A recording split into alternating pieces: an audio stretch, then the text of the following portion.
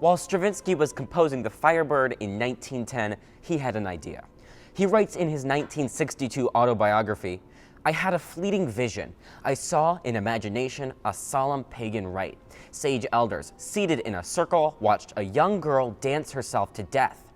This was the idea that would become Le Sacre du Printemps, commonly translated into English as the Rite of Spring. The avant-garde nature of the ballet caused an uproar at the premiere, and it was one of the most famous concert riots in history. The asymmetrical rhythms, polytonal melody, odd timing, and unorthodox choreography brought about an unruly response from the audience. It brought an international spotlight to one of the most important artistic movements of the 20th century, and changed the way that people thought Western classical music should really be."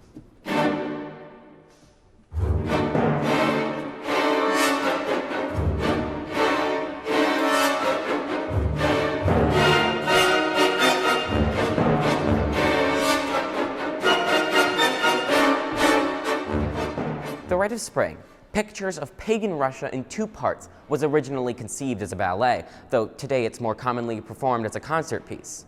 Igor Stravinsky was the son of a prominent Russian operatic bassist, and he grew up taking music theory and piano lessons.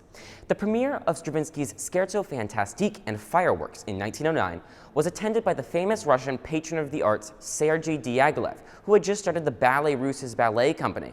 Diaghilev was so impressed that he commissioned Stravinsky to compose some arrangements for the summer, and later commissioned him to write a ballet, The Firebird.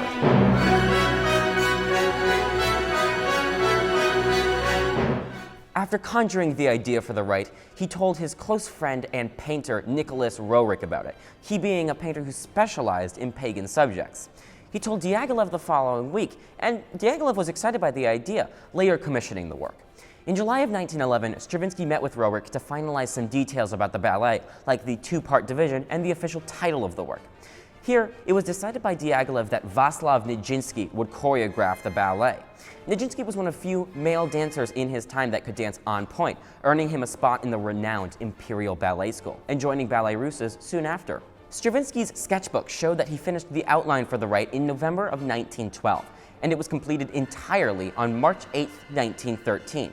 Production of the ballet had begun months earlier, and it was completely finished in time for the premiere on May 29, 1913, at the Théâtre des Champs-Élysées in Paris, France. If you were a Parisian ballet fan at this time, this production was huge. Diaghilev and the Ballet Russ's were famous for their unique and primitive style, being called Northern Savages by the press. Petrushka had made Stravinsky quite famous a few months earlier, and Nijinsky's fame grew after he caused a scandal a few months earlier with Debussy's Prelude to the Afternoon of a Faun. This collaboration in the Paris ballet scene would be like John Williams and Beyoncé doing a song today. Diaghilev knew this would be the event of the season, and even after he hiked ticket prices twice their usual rate, every seat in the theater was sold. The piece starts with an eerie bassoon solo in the very high register of the instrument that's not often heard from a bassoon. A creepy melody played by an instrument unknown to the audience was soon joined by weird and jumpy tunes that rattled together in a cacophony of sounds. Being so avant-garde off the bat caused some hisses and laughs from the traditionalists in the audience, but the real instability came when the curtain rose and the dancing began. Soon, the hammering of the orchestra and jerking movements of the dancers caused even more jeers and calls from the audience, soon evolving into an uproar. At one point, the audience became so loud that the dancers could no longer hear the orchestra. Nijinsky had to stand in the wings and scream out the time so the dancers would be with the music. Despite all odds, the orchestra was able to conclude the performance. After the crowd dispersed, Stravinsky, Diaghilev, and Nijinsky met backstage. Diaghilev was absolutely thrilled, saying exactly what I wanted. Stravinsky and Nijinsky were less excited. They had not expected such a reaction. They came for Scheherazade or for Cleopatra, and they saw the Sacre du Printemps. They were very shocked. They were very naive and stupid people. It has nothing to do with the art. As excited as Diaghilev was, many reporters across the world had a fun time riffing on the name and judging the performance.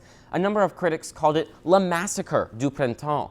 The New York Times published the headline, "Parisians Hiss New Ballet, Russian Dancers' Latest Offering, The Consecration of Spring, a Failure." Music journal The Musical Times briefly reviewed it in their August 1913 publication.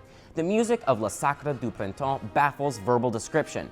To say that much of it is hideous as sound is a mild description. Practically, it has no relation to music at all, as most of us know the word. Now, to understand how the Rite of Spring changed Western classical music, we need to know the answer to what's the big deal? What is so odd about the Rite of Spring? And how did these oddities create change? To learn more about this, I interviewed musicologist Max Pankow, a former teacher in Chicago City Colleges and Chicago Public Schools, who specializes in 20th and 21st century music. First, I asked him how folk-like themes were incorporated into the production and how they played a part in the music.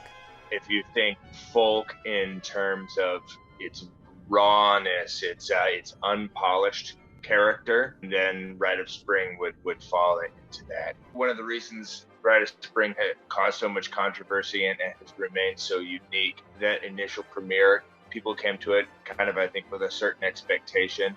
And the raw aspect of its folkiness was so strong, it was unpalatable to a lot of, what the people expected. Polytonality is the musical idea of having two or more keys playing at the same time. Stravinsky had done this in Petrushka and the Firebird, but on a much smaller scale.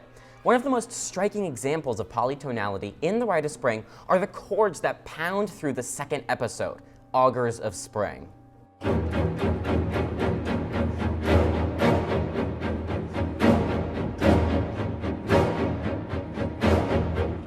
These aren't just random notes. Stravinsky takes two ordinary chords, an E-flat dominant 7th chord and an E major triad, and violently smashes them on top of each other. In addition to these contradictory structures within the harmony, he takes it to the next level with the rhythm.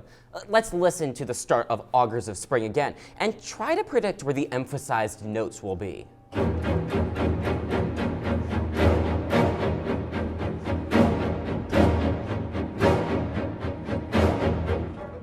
You see that?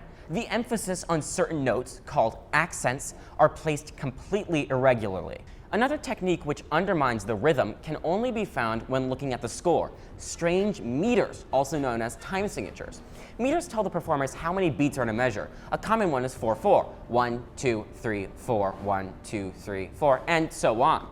Stravinsky disregards conventional meters. The sacrificial dance switches from 3/16 to 2/16 to 2/8 inconsistently, making it nearly impossible to count. It's easy to say that the Rite was very unique, but what did it do? How did the Rite of Spring change Western classical music? People have said that Stravinsky's compositional approach to the rhythm is kind of like stands alone as the hallmark of modernism in music, right? Schoenberg had kind of messed with tonality and kind of signaled the arrival of modernism with regard to tonality, but most of Schoenberg's other elements were very romantic, kind of like looking back at the past. Stravinsky said, well, we can take this whole crazy new modernism thing and apply it to other elements as well. And Stravinsky, he was already comfortable kind of swimming the waters of polytonality, atonality. Stravinsky's adventurous approach to rhythm set the stage for other people to move beyond Schoenberg. The Rite of Spring expanded the frontier of what people thought Western classical music could really be like, setting the stage for other composers to mess around with other parts of the music. The Rite of Spring, pictures of pagan Russia in two parts, drew international spotlight to one of the most important artistic movements of the 20th century, paving the way for revolutionary pieces like the odd meters and use of ostinati in Philip Glass's opera Einstein on the Beach, and the sheer radicalness of John Cage's 4 minutes and 33 seconds.